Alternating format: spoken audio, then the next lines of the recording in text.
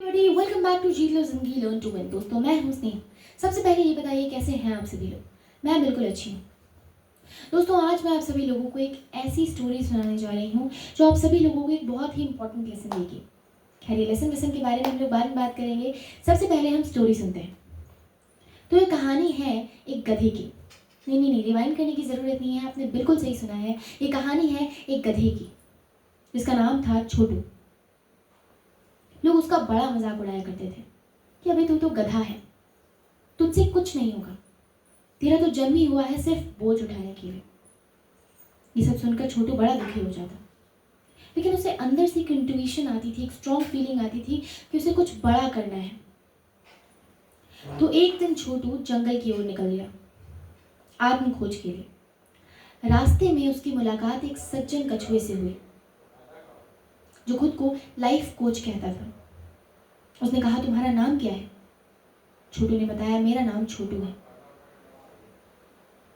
कछुए ने कहा, बेटा छोटू, तुम करना क्या चाहते हो? छोटू ने कहा, मैं कुछ बड़ा करना चाहता हूँ, कुछ ऐसा शानदार जिसे देखकर कोई मेरा मजाक ना उड़ा सके।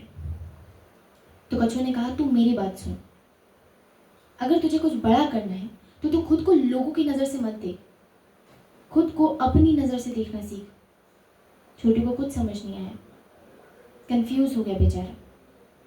लेकिन उस वक्त उसने हाँ में सिर हिला दी, क्योंकि उसे और कुछ समझ भी नहीं आ रहा था। उसके बाद छोटू ने सोचा, अगर इंसान पढ़ लिख कर कुछ बड़ा कर सकता है तो मैं क्यों नहीं। तो छोटू शहर गया। उसने वहाँ ऑनलाइन कोर्स किया, बिजनेस मैनेजमेंट फॉर डमीज। उसके बाद उसने यूट्यूब से सीखा कि how to become a CEO।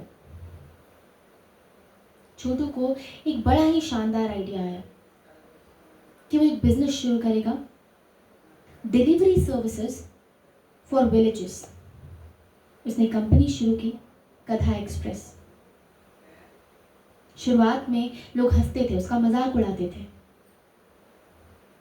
लेकिन जब सामान समय पर मिलने लगा, वो भी बिना पेट्रोल के, तो लोग हैरान हो गए।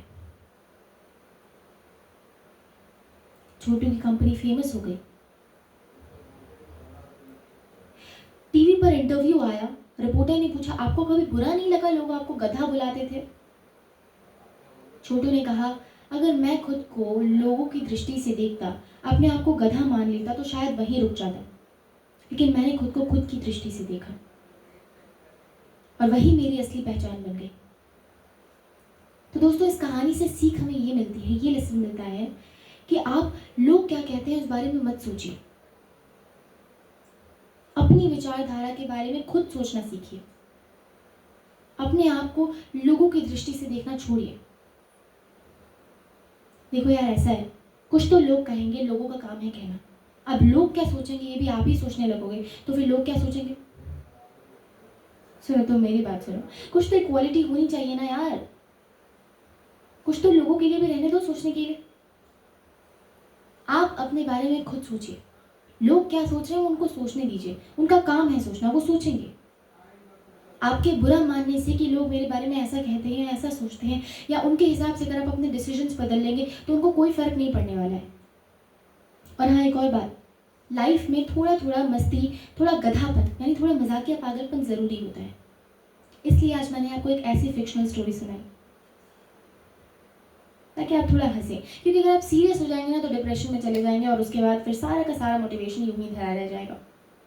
तो हंसिए, मस्त रहिए, मोटिवेशन लेते रहिए, और उस मोटिवेशन को सिर्फ लीजिए ही मत, अपनी लाइफ में इम्प्लीमेंट भी कीजिए, एंड आप सक्सेस को बहुत जल्दी ही टच करेंगे।